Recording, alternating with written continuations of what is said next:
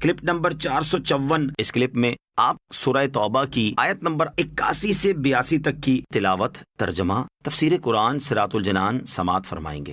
بسم اللہ الرحمن الرحیم۔ ترجمہ، اللہ کے نام سے شروع جو نہایت مہربان رحمت والا ہے۔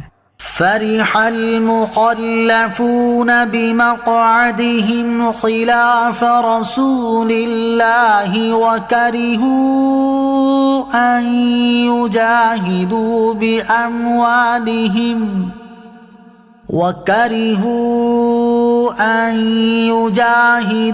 بأموالهم وأنفسهم في سبيل الله وقالوا لا تنفروا في الحر قل نار جهنم أشد حرا لو كانوا يفقهون۔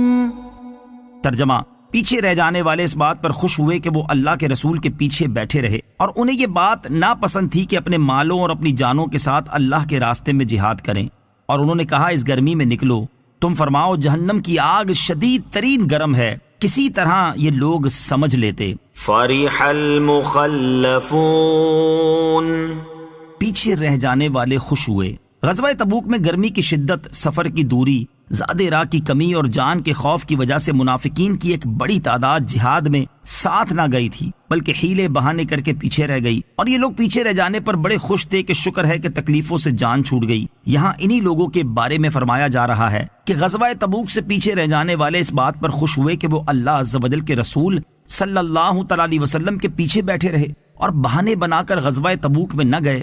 وَكَرِهُوا، اور انہیں یہ بات ناپسند تھی۔ اس سے معلوم ہوا کہ ایمان کی برکت سے نیک اعمال پر دلیری پیدا ہوتی ہے اور کفر و نفاق کی وجہ سے کم ہمتی پیدا ہوتی ہے۔ چنانچہ حضرت عبداللہ ابن مسعود رضی اللہ تعالی عنہ سے روایت ہے، حضور اکرم علیہ الصلوۃ والسلام نے ارشاد فرمایا، منافقین پر سب نمازوں میں زیادہ بھاری نماز عشاء و فجر ہے، اور جو ان میں فضیلت ہے اگر جانتے تو ضرور حاضر ہوتے، اگرچہ سرین کے بل گھسٹتے ہوئے آتے۔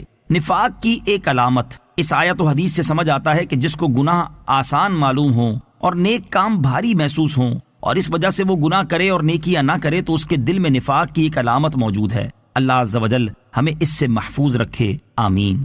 وقالوا لا تنفروا في الحر، اور انہوں نے کہا اس گرمی میں نہ نکلو۔ غزوہ تبوک کے موقع پر موسم بہت گرم تھا اور وہ جگہ بھی بہت گرم تھی۔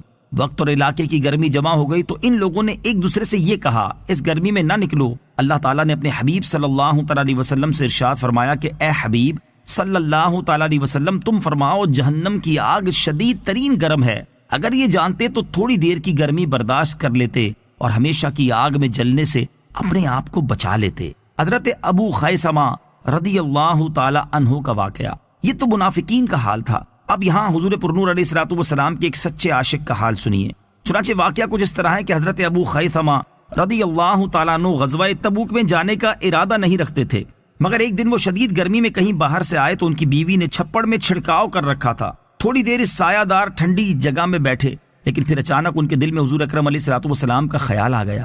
اپنی بیوی سے کہا کہ یہ کہاں کا انصاف ہے کہ میں تو اپنی چھپڑ میں ٹھنڈک اور سائے میں آرام و چین سے بیٹھا رہوں، اور خدا عز و جل کے مقدس رسول صلی اللہ تعالی علیہ وسلم اس دھوپ کی تمازت اور شدید لو کے تھپیڑوں میں سفر کرتے ہوئے جہاد کے لیے تشریف لے جا رہے ہوں۔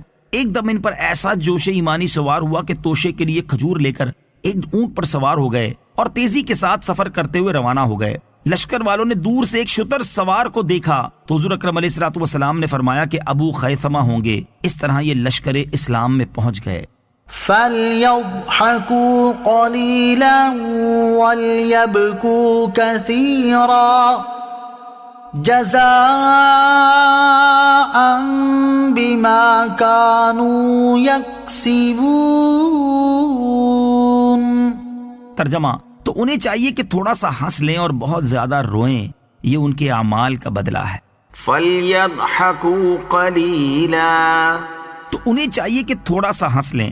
اس آیت میں منافقین کو تھوڑا ہنسنے اور بہت رونے کا حکم نہیں دیا گیا، بلکہ منافقین کی حالت کی خبر دینے کے طور پر کلام کیا گیا ہے۔